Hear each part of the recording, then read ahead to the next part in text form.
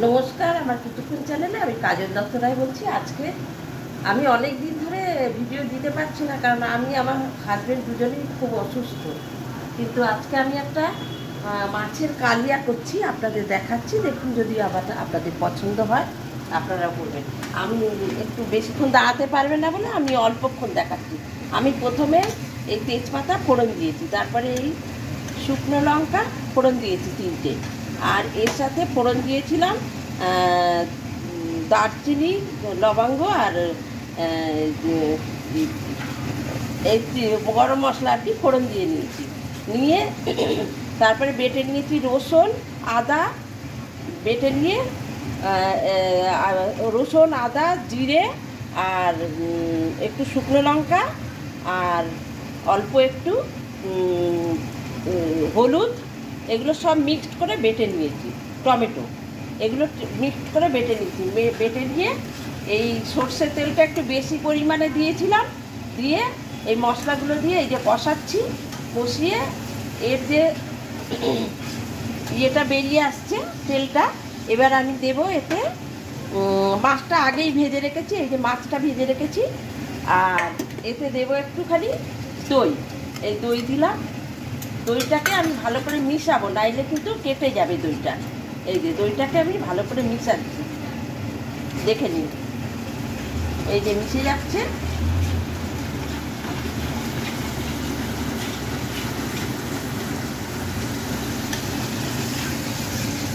দইটাকে ভালো করে মিশিয়ে নিচ্ছি যাতে কেটে না যায়। দেখুন কি সুন্দর একটু কালার এসছে। একটু কাশ্মীরি লঙ্কাও দিয়েছি আর একটু ঝাল লঙ্কাও দিয়েছি।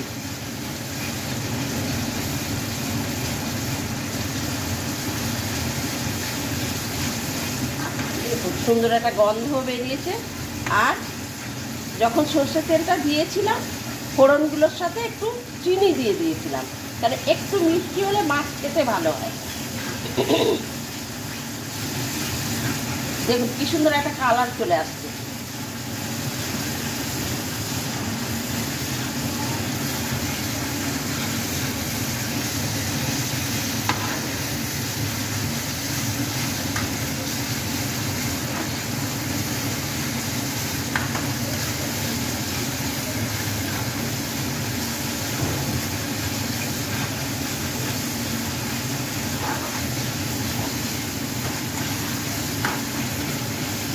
এমনি আমার হাতের রান্না ভীষণ সুস্বাদু হয়, এটা করে খেয়ে দেখবেন।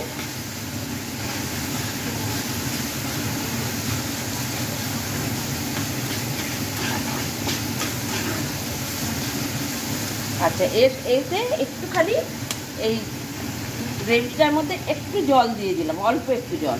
এই দেখুন অল্প জল দেবো, অল্প জল দিলাম।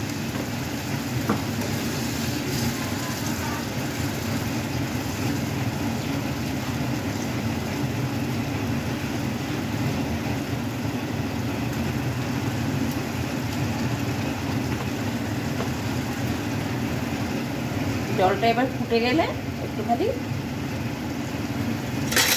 এবার আমি এই মাছটাকে দিয়ে দিলাম।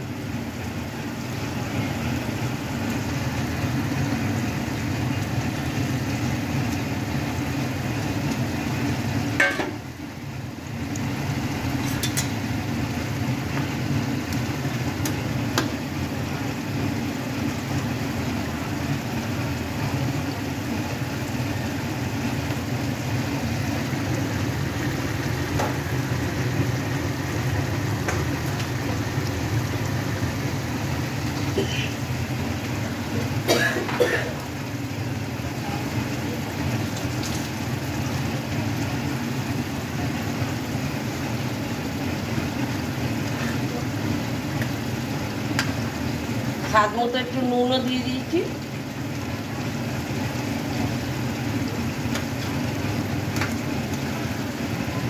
কালারটা দেখুন কি সুন্দর এসছে। আর কারোর যদি ঝাল কম মনে হয়, আমি একটু কাঁচা লঙ্কা দিয়ে দিলাম গোটা।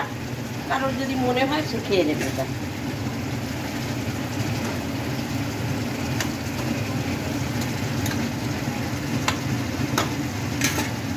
আর একটুখানি নামানোর আগে ঘি দিয়ে দেবো।